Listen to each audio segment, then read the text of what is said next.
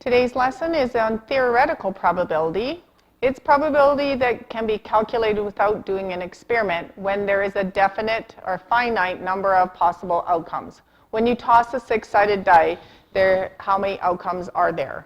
If you draw a card from a deck, what is the probability that you will draw an ace? In both these cases, there is a finite number of possible outcomes. And just to remember, there's 6 sides on a dice, and there's 52 cards in a deck. The possibility of drawing an ace, well, we have 4 possible aces, and then we have 52 cards. So 4 out of 52, which when you simplify would be 1 in 13. There is a 1 in 13 chance of drawing an ace. Calculating the probability of an event occurring when there is a limited number of possible outcomes is known as theoretical probability. Use the spinner shown below to calculate the following probabilities. What is the probability that the spinner will stop on green? So we have 2 green options, and we have 1, 2, 3, 4, 5, 6, 7, 8, 9, 10 possible choices. So probability of green is 2 out of 10. Which is 1 out of 5 as a fraction, also 0.2, 20%, 1 out of 5. So practice using all 4 ways of showing probability. What is the probability that the spinner will not stop on yellow?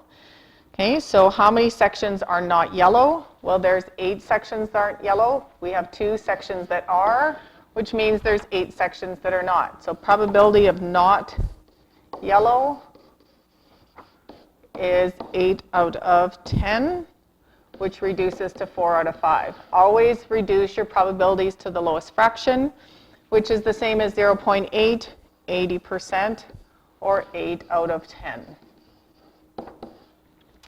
What is the probability that the spinner will not stop on red or orange?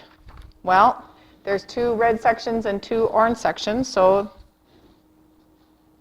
we want it to stop on red or orange. So the probability of red or orange, there's 2 options for red plus 2 other options for orange, is going to be, the probability is going to be 4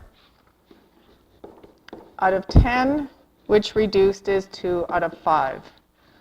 Or 0.4 or 40%.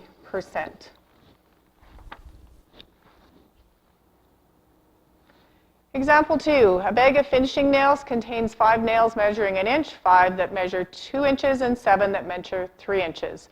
A carpenter randomly takes out 1 nail, then, without replacing that nail, takes out a second. What's the probability that the first nail will be 1 inch? So we want a probability of 1 being 1 inch. Well, there's 5 nails that are 1 inch long, so we have 5. We need to add up all the number of nails.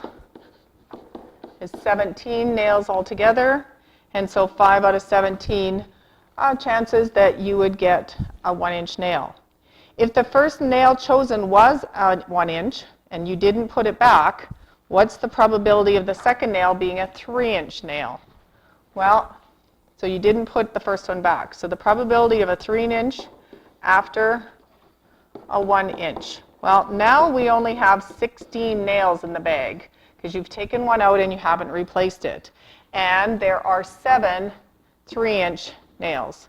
So the chances of having, your total will change because you did not replace the first nail. There's only 16, but you still have 7 long nails, 3-inch nails, and so the probability is 7 out of 16. Okay, so you're going to do some practice your skills, page 155 to 160. When you feel comfortable with that material, I'd like you to move on to practice your skills, page 160 to 162. And notice that I've only selected a few of the questions for you to do, not all of them, and also do the extra questions. There are 4 attached this time, 5, and the answer 6, 7, and 8.